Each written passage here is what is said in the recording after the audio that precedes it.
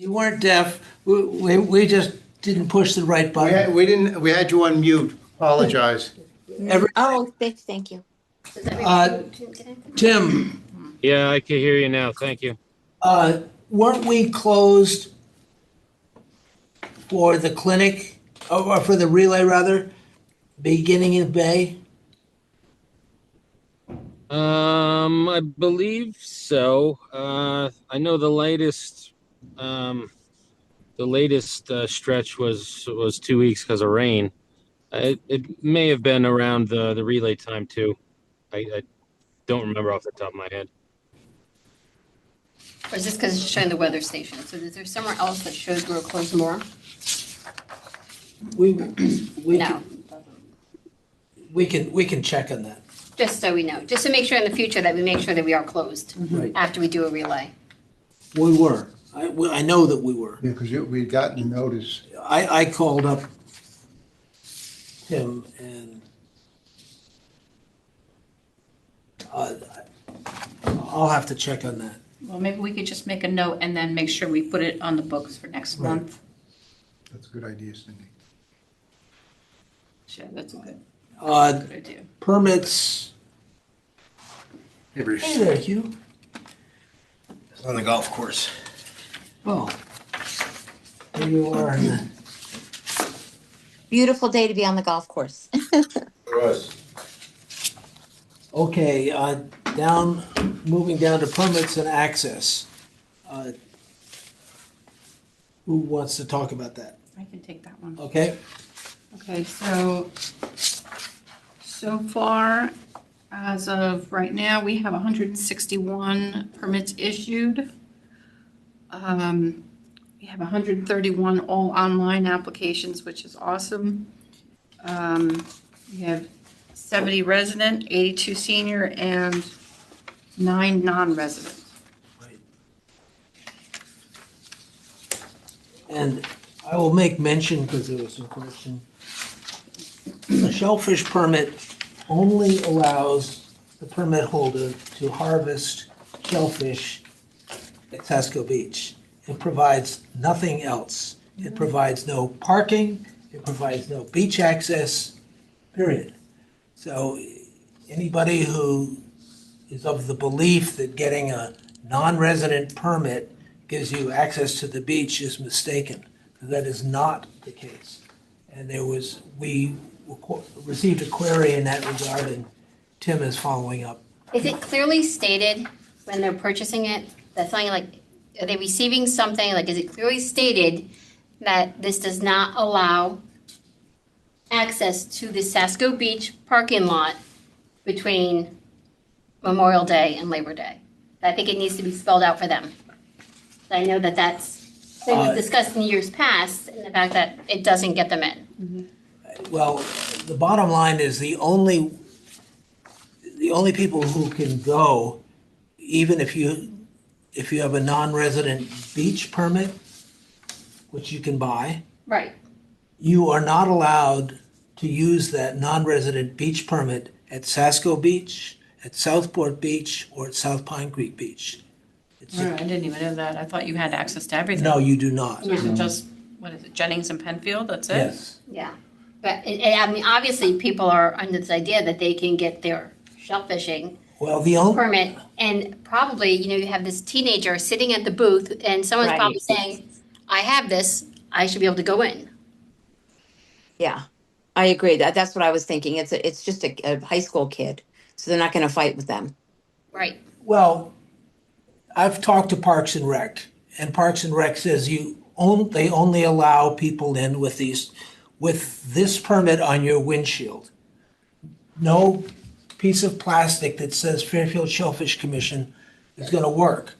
And so after talking with them, and this notice went to the Parks and Rec, they will remind the guards at those locations of those facts. Yeah. That, It's unfortunate for them, but that's what it But is. you know what, Lizette, the fact that you've always been selling non-resident permits through the years, right? I mean, Yeah. makes me think they probably come with a resident in the car. Because how else could they get into Saskatoon? Well, unless, Unless they I mean, the walk. suggestion to someone was that you don't have to buy a non-resident beach Oh, I pass if saw you the get thing. if you get the Shellfish Commission. But what I'm saying is that they're obviously getting in because every year you seem to be able to sell, or we seem to be able to Well- sell non-resident. Well, yeah, because they can shellfish all year though.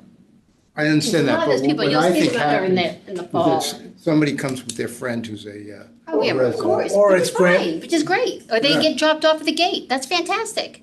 Let someone come back and pick you up later. That's right, that could be it too. You can take an Uber, you can walk, you Right. do lots of things. And to put it in perspective, But you're not we sold pulling it. 161 permits. Of those 161, 9 A non-resident. Right. So I think what we need to watch out for now, though, is that someone has put this out on Facebook that this is a way to get Yeah. around it. So if we see this number jumping, we know what's happening. And we will remind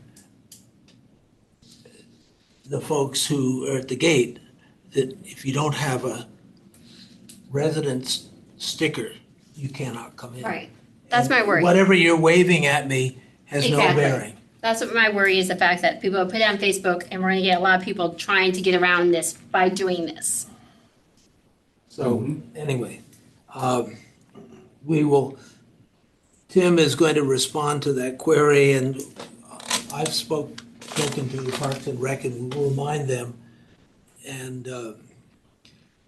to your point, Cindy, we can perhaps look at our permit fee, our permit paperwork, and state, not necessarily on the permit, because we don't have room, we don't put that stuff there, but Right. with the paperwork that accompanies it, For non-resident. or it doesn't, even if you are a resident, Right, you have to still get your own, you have to get a sticker. this is not a parking pass. This is a harvesting of shellfish pass. So, commercial shellfish regulations, no report on oyster bed development. I talked to John Short, and we're going to put spat collectors this year. And he is going to assist us on June 24th to 25th. Those are Wednesday, Thursday, or Tuesday, Wednesday? I think it's Thursday, Friday, I think. No, it's June Tuesday, 25th. Wednesday. Yeah, Wednesday, Thursday, it's the 24th, 25th of June? Yeah. Yeah, that's a Wednesday and a Thursday. We're going to do the cementing, and I'll put the word out to everybody and the details on that. He may invite some people from Greenwich because they want to do the same thing. That's for the dipping. Then do we know when we're gonna put them in?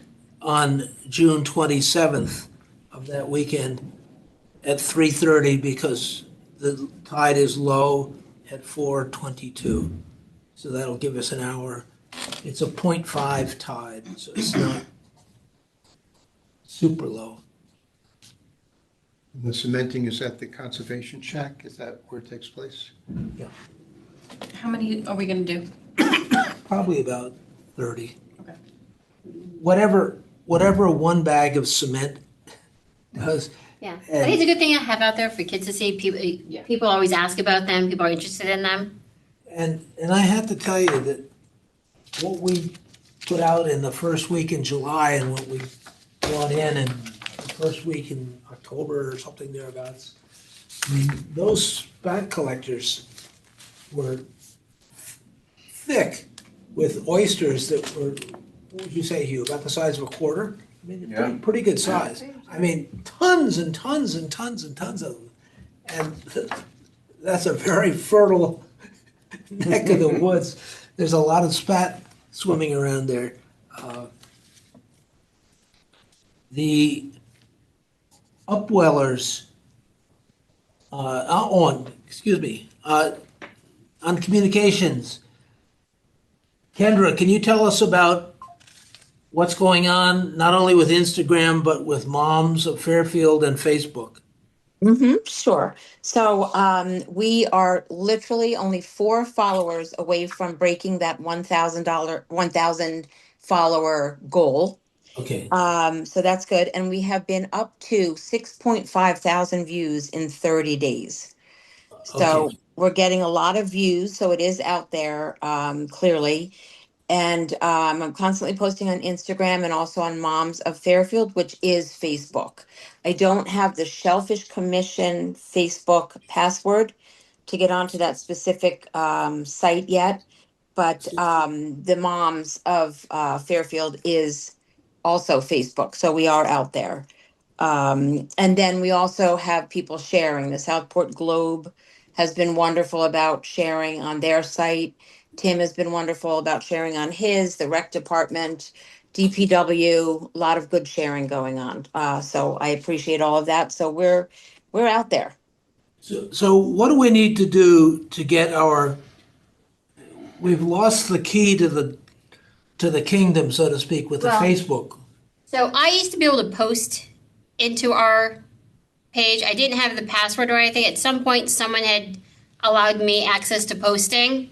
So I went to go to try and share the flyer this week, and it appears that the Facebook page no longer exists.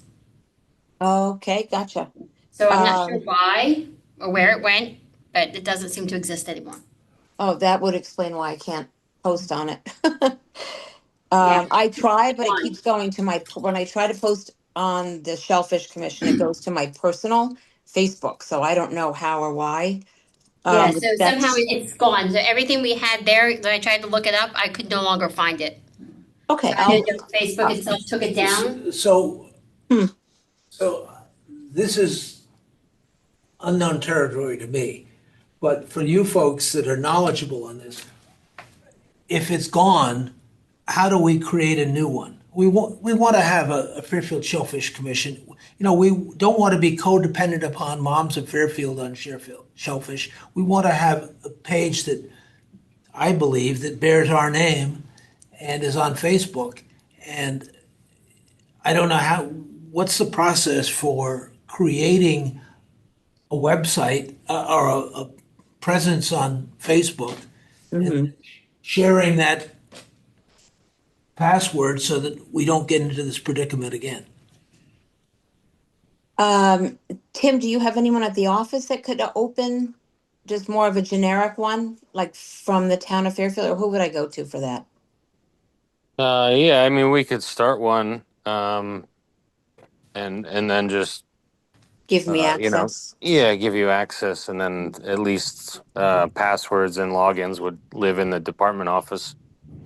Perfect. That would be excellent. So it will be in a safekeeping.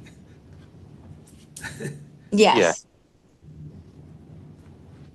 Well, if we could initiate that, Tim, that would be fabulous because I think that everybody's been trying really hard and either we couldn't find the password or now, as Lizette says, it's vanished. So, so I don't know what has happened to it, but Yeah, I could give that to Nicole tomorrow. She could whip it up faster than I could. And I'm happy to help. So just have her or you or whomever let me know.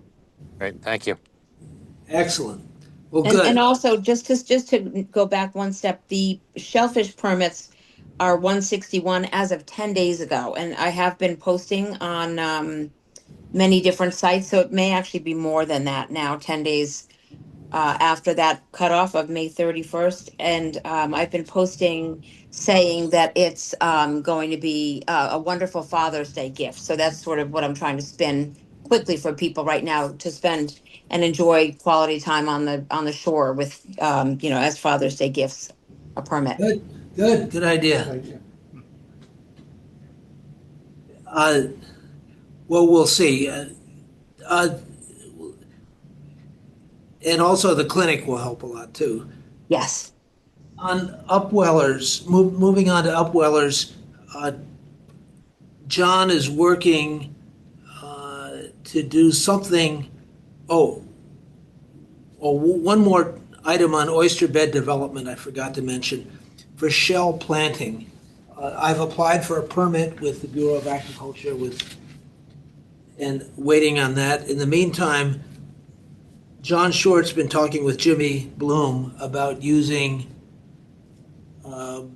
Cops Island or Bloom Brothers boat to get shell distributed, because if we have to use the harbor master's boat, which is new, it's unlikely that the harbor master is going to be very keen on having baskets of clam shell. Really? It is a pretty new boat. And I talked to Jimmy Bloom the other day, and he and John are working this out. So when we know more, we'll find,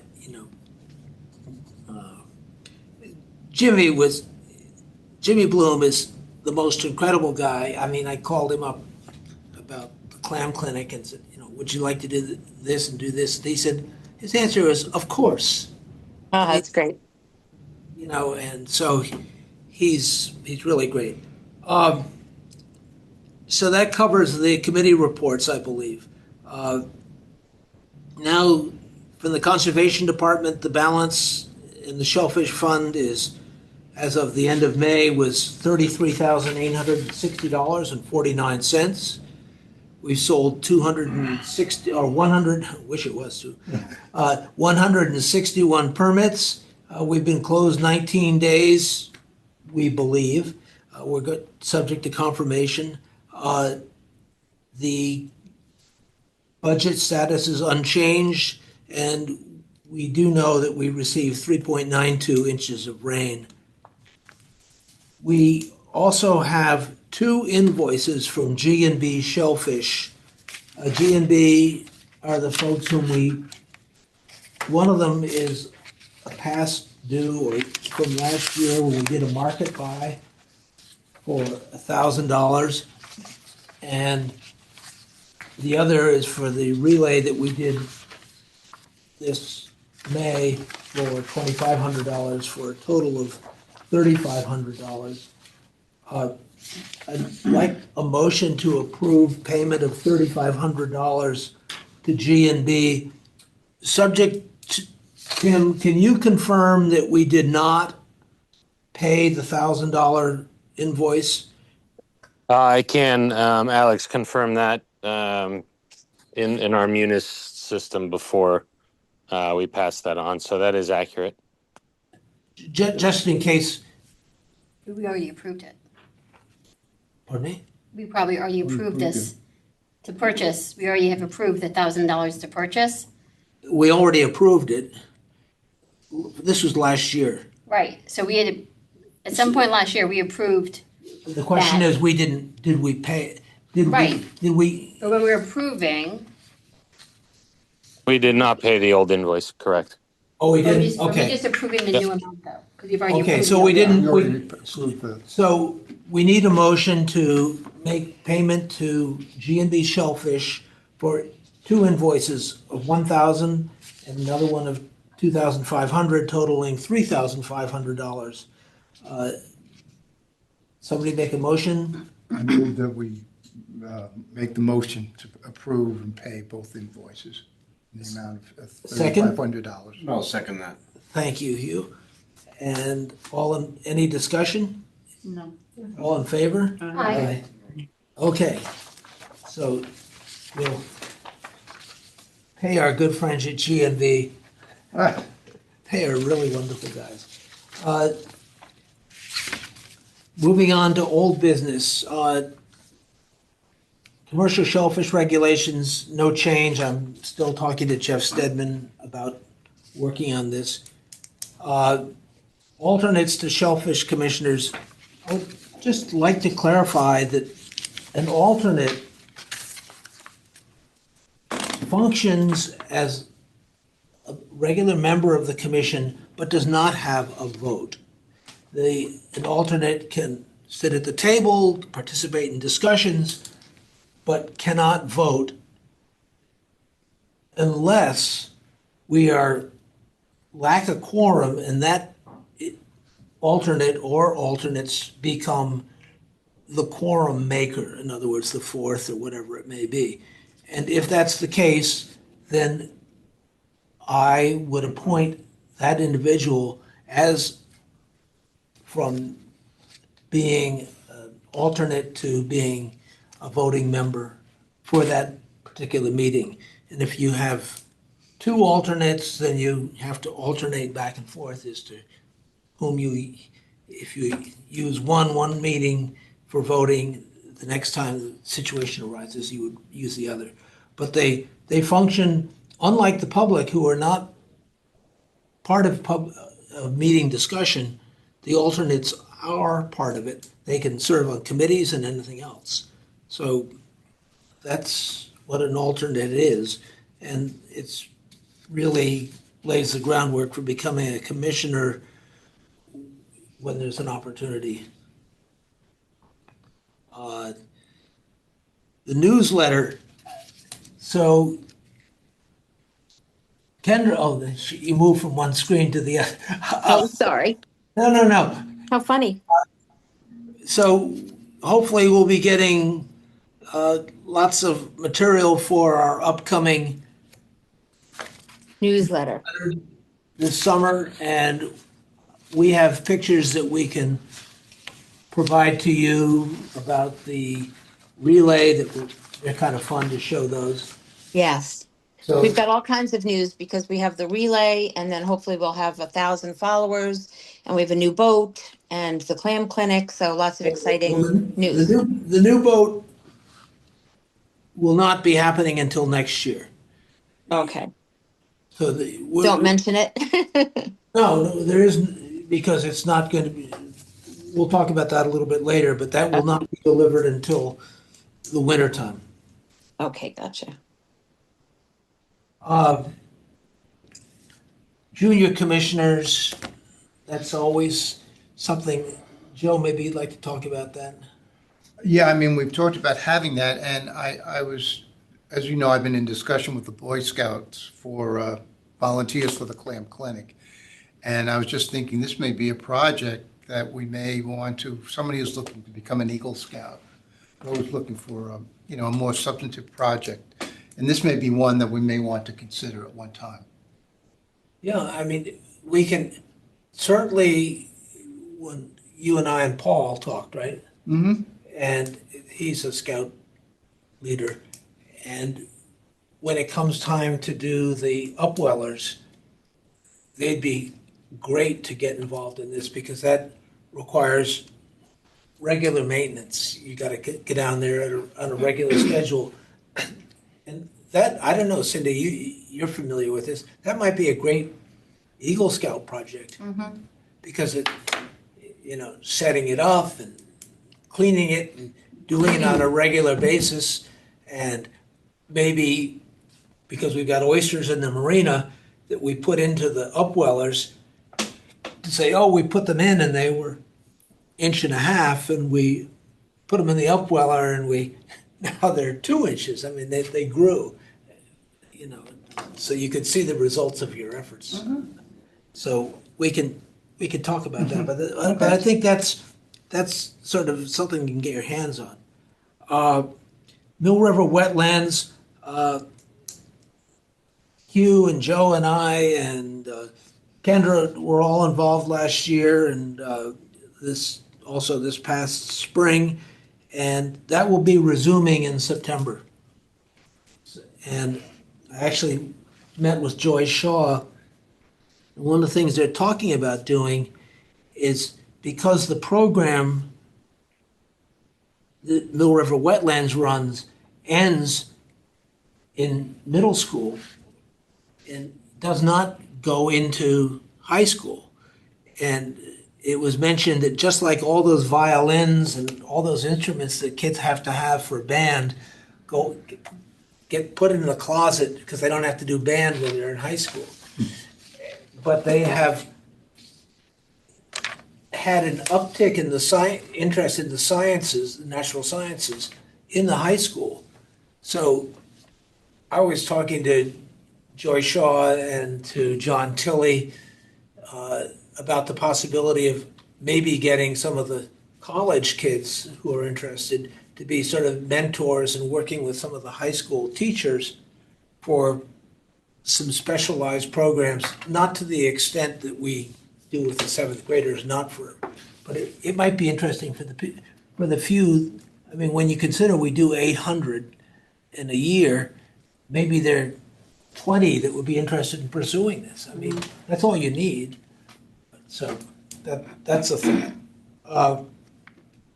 Relay market buys, as we said, if we need to in July, and we have a lot of permit sales, and we feel the well is running dry, and our 44,000 clams are getting picked over, we'll go for more. So I think that covers it for old business. New business, Tim, can you take it away on the new boat and FOIA? Sure. Starting with the new boat. As of, let's see, today's Wednesday. As of yesterday, I have an approval from the town CFO to begin the process for the boat internally. That involves a requisition through the purchasing department to generate a purchase order, which I need to send to Virginia Harvester. As of this morning, we received their W-9, which is part of that setting them up as a vendor process, blah, blah, blah. But I've been in correspondence with ownership in Virginia, and they know the PO is coming, which I suspect we'll have, Friday or Monday maybe. So That's great. that's moving forward. So that's good news. What happened is the price changed? No, it's still at the revised price from March. Excellent. And I think we're going to be good there. I didn't see anything suggesting otherwise. My phone call with the owner, I want to say his first name is Ted, Mr. Mara, said that they, thought that aluminum prices were as high as they were going to get and shouldn't have increased between our call in March till basically now. So they are going to honor that price. If there was any, slight changes in cost, that they would let us know. But he felt comfortable honoring that price past the 30-day mark on the quote. Terrific. So I think we're in good shape. And again, like you said earlier in the meeting, that the construction time and delivery time for our purchase would be probably put us into maybe somewhere between February and March at this point. So it'll be good timing, I think, for next spring to get on the water. Yeah, I thank you for all of your follow-up with all the departments and with the vendor. I think it's going to be a fabulous boat for us, and looking forward to getting it. It's really going to be perfect. I mean, I think that it's a commercial boat for a commercial application, and it's not pretty. It's functional. And it's pretty bulletproof. It's 1/4-inch welded aluminum, no fiberglass to scrape. Yeah, I think I think it's going to be a good working boat, like you said, for this commission and my department. And they, also you pointed out it is aluminum, and the lifetime of the wooden boat of the Shucks is something we won't have to deal with in 20 or 25 years from now, like we had to with that one. So I think it's just a much better investment that's more practical for both uses. And you don't have the problems that you often have with fiberglass boats where you have wet hulls or gel coat cracking or anything like that. So, okay, that's great. Now, how about FOIA? Sure. I think I've touched on it before, so I won't beat it, but just kind of more of a reminder. Communications between one or more commissioners should have to go through me as staff. So what we've been doing with all four of my boards and commissions is sending out email correspondence in the BCC column. So a lot of people like to hit reply all, which is exactly what we don't want to see. And really, I'm just explaining this to all of my commissioners, just for your own good and protection. That nothing's. This isn't the FBI. It's not. It's not sensitive or classified info. But since you are appointed government board, ex parte communication is all foiable. You shouldn't be discussing any commission matters via email, phone, text, at the restaurant on a Sunday. Without going through. Really, staff is the really only way to share information amongst each other that you want the other commissioners to see. It's kind of a quirky. The information gets there the same way. It's just really a procedural thing that why it has to be done that way. So I just want to make sure that everyone hears that. I'm not trying to make more work for myself because I don't need it, but it's really to protect you as commissioners from any accusations from the public or from FOIA that there was any discussion about anything outside a public meeting.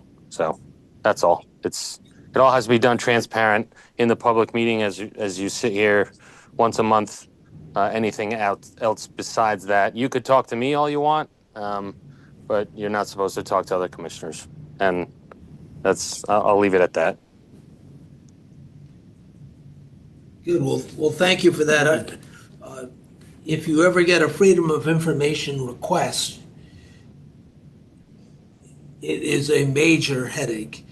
You have to provide all the communication that you've had, whether or not it's email or whatever, or text, and it can be a huge headache.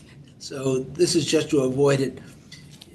So that's that. Moving on, well, thank you, Tim. Moving on to the claim clinic, clam clinic. Event promotion, it seems like, Kendra, you say that we got on the conservation website, online on Facebook, through Moms of Fairfield, and we're going to be setting up a Facebook page for ourselves. And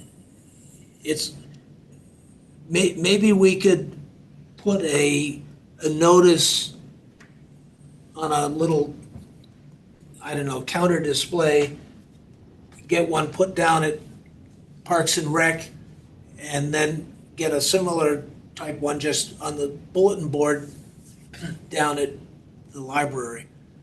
Because that stuff is... Okay, sure. Am I allowed to print that, Tim, and put that there? Yeah, I actually printed a few this morning, and I would also be able to have staff put one in the kiosk at Sasco. I have that key, so It's a great idea. we should be able to do that as well. Good idea, thank you, Tim. No problem. Okay. Moving ahead, the band, we've confirmed them, Lizette, for $450. I wasn't sure about what our tent situation was. They asked me, should they bring a tent? And I said, yeah, bring one just in case. They had one. I think in the past, we've always had an extra one that they've used, but Just in case. yeah. And they'll be paid in cash at the event, and they will provide a written invoice. Donations and prizes. I talked to Jimmy Bloom. He's going to be providing 100 clam bags.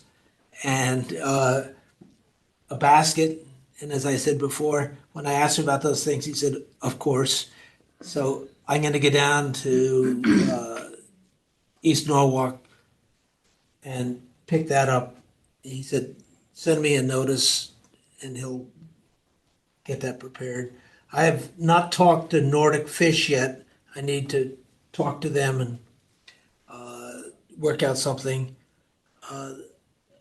I talked to Rico's Pizza at John Short's suggestion, and they're considering it, so I'll wait to hear from them. Cindy, you and Laura have been working on things. How does it look? Fine so far. We still have to pick up some more. Laura's reached out. She said that she has enough stuff that we can divide into 2 baskets or 2 prizes. And then she's going to collect another 3 or 4, depending on the ones that she reaches out to. And then I'm going to get the remainder. So she was asking me this morning about whether it's going to be a donation from a business or whether we're actually purchasing. And I said, well, donations are always welcome, but obviously, you know, small businesses, so we're fine paying for the gift card. And any expenses that you incur will be reimbursed. However, you must have a written receipt. She knows. One thing that sort of crossed my mind, the Cops Island basket and the Nordic Fish, those are usually the raffle prizes. And I was trying to remember, maybe Joe, you can remember, those raffle tickets that come in those giant rolls? I don't know whether we Have any in the, have their, Maybe he does, John. because I heard that, well, we can get down. yeah, I'll go down and look at. In the boxes? Yeah, I don't remember seeing them, but I'll go down tomorrow and check it But out. I heard that you can buy them. I never knew where the heck you buy those things. But they say you can get them at the Staples. dollar store. And Oh, I'm sure you can. lots of places sell them, and it's always hundreds and hundreds of them on this giant roll. So we need to make sure we have those and a fishbowl to put them in. If you need any of those, Bruce, I have a department Amazon account. So if we had to get something delivered prime next day or 2 days, I could certainly Okay. order both of those quickly. Just let me know. Terrific, thank you. We will check and find out whether we have any Yeah, inventory. I'll look in that. T-shirts and hats. We've ordered 24 T-shirts from Mark's Art in Stratford, and they're going to be ready on the 18th, which is 2 days before the event. So I'll pick them up, and I asked John to check with his wife on the popular sizes, and she broke down the sizing. So we did that. Chowder, it's the BKJK Chowder Factory. And I did buy I bought some 5-gallon food safe plastic pails, which would make it much easier to pour it all in there Okay. and put a lid on. They delivered them right away, but then they said, "Oh, you have to come and pick up the lids." I said, "Really?" But Oh anyway, my gosh. so I've got 4 of them, so 4 5-gallon pails. Perfect. Setup we'll talk about in a minute. Tim said that you've confirmed with the police.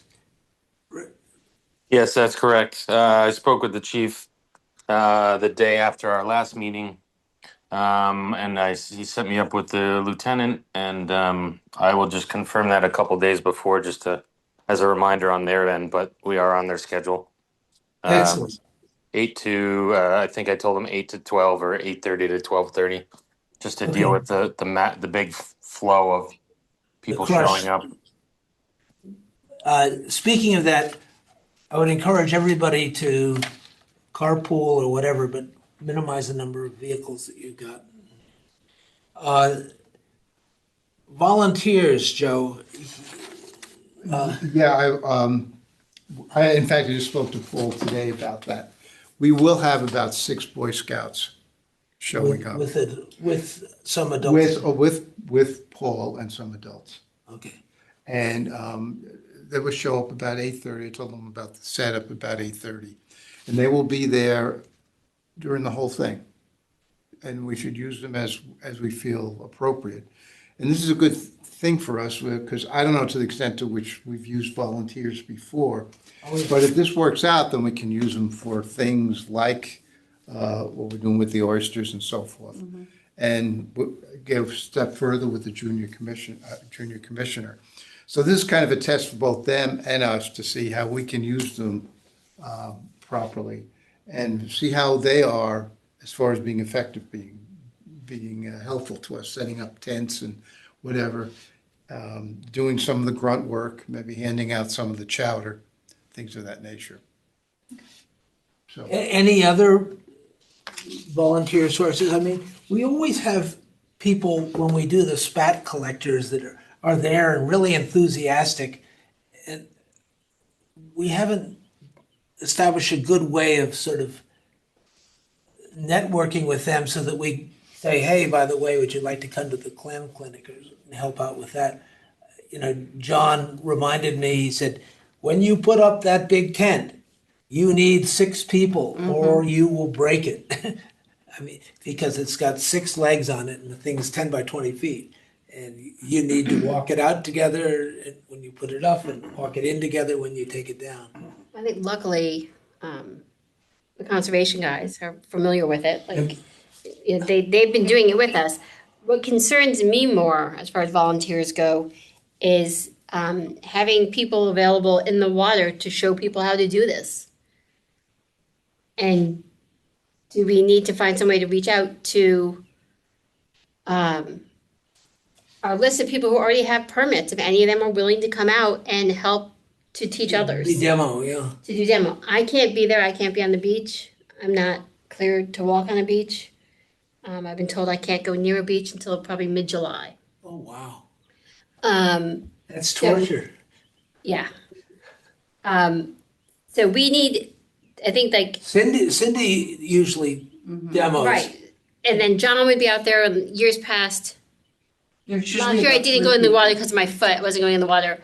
But like showing people on land. So we need people that know how to do this. Right. Instead of just handing people rakes and saying, go, because then people are going to get frustrated. Because people always get frustrated. So I don't know if there's any way for us to maybe put out some blasts on Instagram for that, for volunteers To get your feet wet. to get their feet wet. Even going down, well, the beds aren't even open now, to go down and see people out there that are doing it and ask them, hey, would you come and help? Would you come show people? You know, one of the things that we've all gotten is when every time you get this meeting packet, you get, among other things, a list of 161 people who have permits. And we have the email addresses for all of them.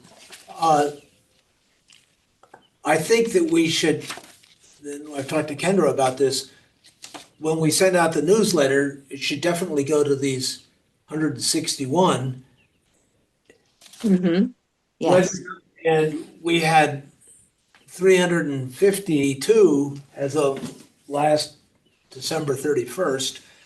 So we could even take that list. I don't know how many of those additions there have been since the 352, whether or not some of these are newbies, so to speak. But I guess we could go through this, go to these people here. But you don't know who has a permit and who really does it. That's the thing. And the other thing too, I'd be concerned with that, do these people really know how to do it? You Right, know? that's why we go out there, like, I don't know, I didn't know how we used to get them. I mean, we would know people that did it. Even Old among the commission people members would come here. back. Even do people it. here, you probably know how to do it. I know how to do it. You know how to do it. I know how to do it. And that's it, like, it used to be like commission members were out, as many as possible, were out in the water. That's what I think you have to do. And- I'd be concerned about putting a notice out looking for volunteers to. Well, we always had other volunteers. We've had, or past commissioners, or. Yeah, if that would be, I mean, I'm sure, is Sean coming? I mean, is he? Yeah, I'm sure John will be there. Okay, so I mean, you have But- people, I think we need people on the ground. And then the other thing we're gonna run into, or you guys are gonna run into, the other thing was kind of peeking on Facebook this week was kids at the beach, at Sasko Beach. I guess are already, the horseshoe crabs are coming in to lay eggs, and kids killing them and mutilating them. I think we need to, like, when you're giving the spiel to everyone, like, this is, we're going out, like the whole speech, we need to mention, you may see horseshoe crabs. They are not harmful. Like, do not touch them. They're a protected animal. It was kind of a big thing. It is actually like International Horseshoe Crab Day on the 20th. Some towns like Stratford, they're doing tagging. I don't know if We're the doing it. aquarium We're has doing any it here in tagging going Fairfield. out. We do tagging here through the department. Yeah, so that was a big thing, kind of a discussion. I think some people were saying they were going to reach out to you, Tim. They like, oh, the town needs to put up signs. I said, well, where are they going to put up signs saying, like, watch your children and tell them not to hurt animals? But we need to tell people that they're not harmful, and they may see them if they're coming in to lay eggs. This is their time. We're in that period that they need to be aware they're there. Tim, the Limulus project, which was discussed at First Church on the Founder's Day activity a couple weeks ago. Yep. They had that woman, that professor who's a specialist in this. They must have literature, short pieces or, single sheet stuff that we could make copies of as informational. I think we just need to, like, I don't know, put some signs up that say, please don't touch the horseshoe crabs. Yep, they're already made. I'm waiting for approval. We don't run the beach, so Right. that has to be approved by Parks and Rec, which I sent a draft to Anthony this morning. If we just hang it, can we hang it Selectwoman on our Kupchak tent? had reached out to me about it, so. Can we hang a sign on the tent, like when people are coming to get their rakes that says, please don't, if you see horseshoe crabs, please don't touch the horseshoe crabs? Yeah, I mean, I'll have a sign on a sawhorse down there before the weekend, assuming Parks and Rec approves it. But yeah, we could certainly make more of those and have some informational flyers. Our actual tagging, organized tagging, this will be the third year in a row with Sacred Heart is this Saturday. So Because the day, yeah. it's always one. I saw your post, Tim. Those are awesome. Do you think we could make it a little broader and just say not to disturb the wildlife? Because there could be birds in the seagrass and under those trees. No, well, We're not gonna be going near that area. I'm no, just saying we're- the kids. We're not, good point, but I don't think there's any wildlife in the area that, we're talking hang on. between the golf course and the parking lot and down to the water. That's, there isn't much there. You'd have to go, further to the west towards, away from Kenzie Point, on the other side of the breakwater there to see something. Yeah, because when you're in the water when it happens, like that time period, like there have been times I've been out there, like, and we've seen a lot of them. Like you're not just seeing like one, you're seeing multiple, and just so people know, because people freak out. They hear it's just crap, and they do it. We can definitely make an announcement though, and we Just can to definitely make have a announcements. couple signs. Yeah, we should get the materials from this Saturday the tag. and hand them out at the thing.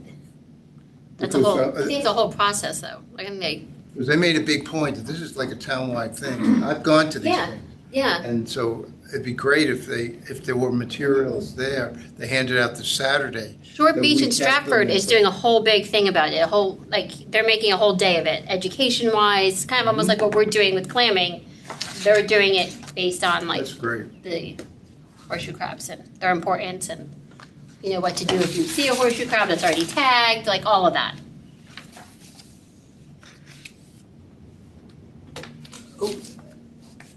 Okay, I think that covers things on that side of things. Moving up to number 5. Tim, is Juneteenth a town holiday? No, it is not. Okay. That's good. We'll be working. I talked to Tom Coors and set up a time on Friday, the 19th, to meet with him down at the conservation workshop, to help them load the trailer, also to ensure that, the things that we want get loaded. I mean, they don't necessarily know everything. He will have, is it JP? And Yes.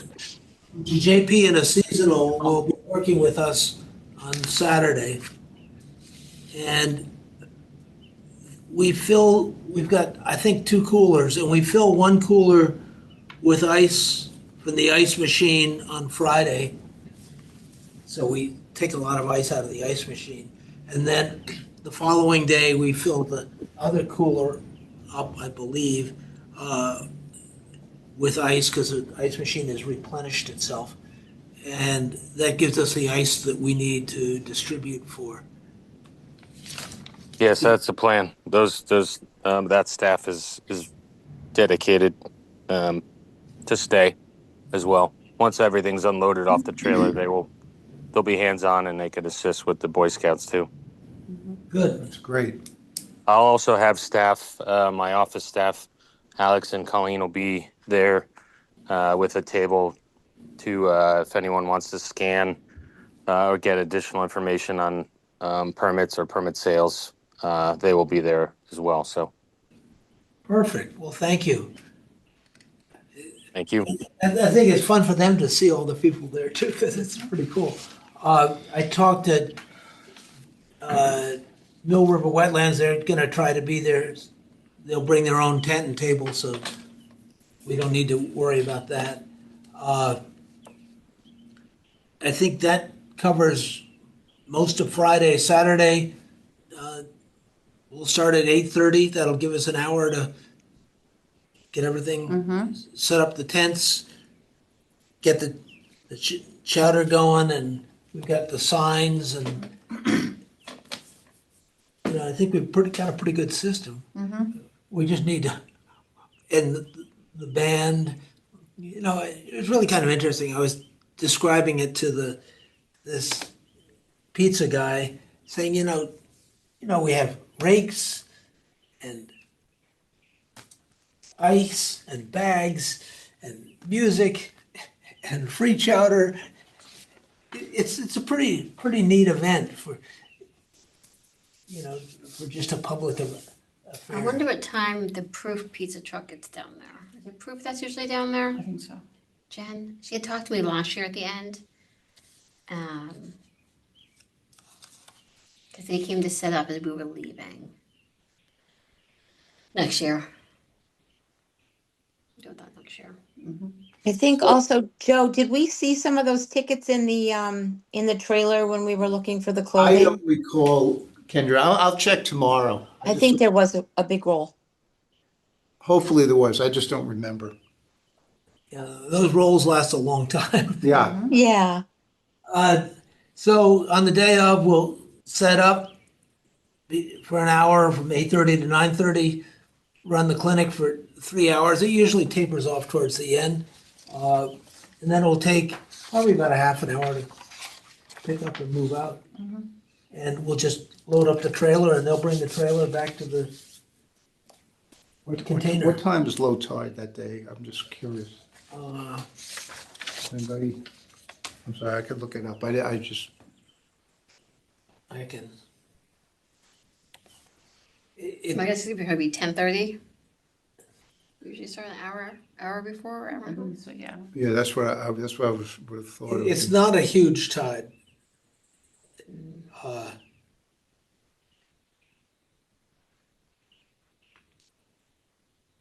Let's see. Well, actually, I can only take you up to the, Oh, I can only go to the 16th. yeah, mine goes up to the 16th. All right, so what was your question again, Joe? I just got it. When actually the low tide is, Okay. hopefully 10:30 would be the Well, best time for that. So noon, it's low tide, dead low tide, or between 10 and noon. Looks like, on Tuesday, it's roughly 7 o'clock. Wednesday will be 8 o'clock. Thursday will be 9 o'clock. Friday, 10 o'clock, 11, so, So it will be 11 o'clock then, well, that it would be low tide. Mhm.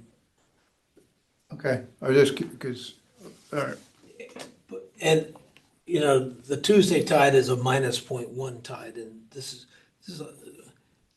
it's something that we have no control over. I mean, one year we had to do it in the fall because there were no low tides. oh, that's, really? Last year we did in the Yeah. fall. Yeah, there were no low We were in tides. September. We had a great turnout. I mean, it ended up being a great, It was fun. Okay. Uh,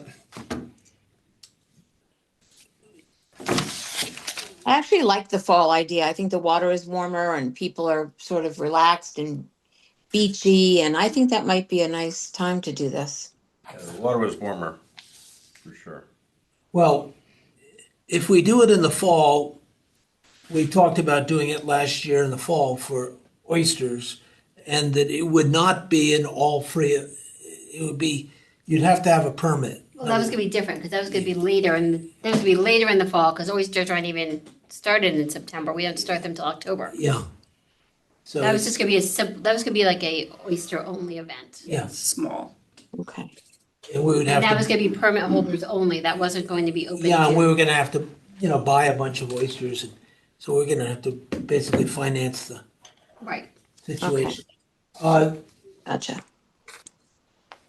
Joe, can you invite Anthony Calabrese? To come?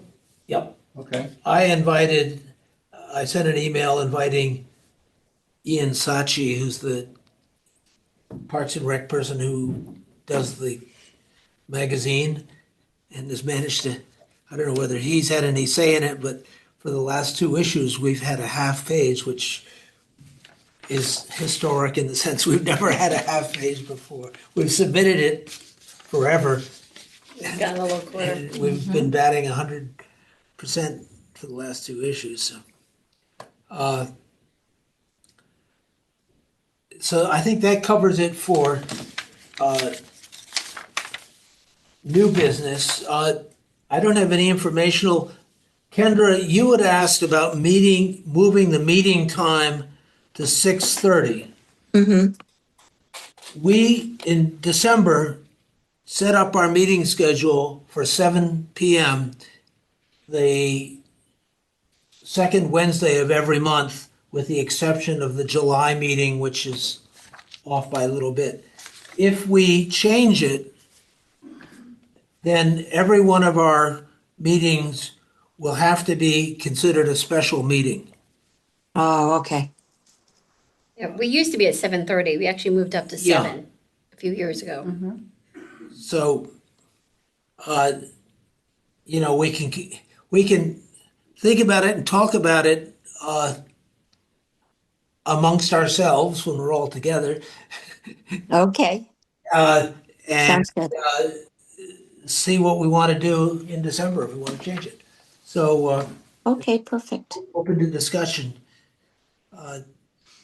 Does any other commissioners have any thoughts, ideas, comments, suggestions?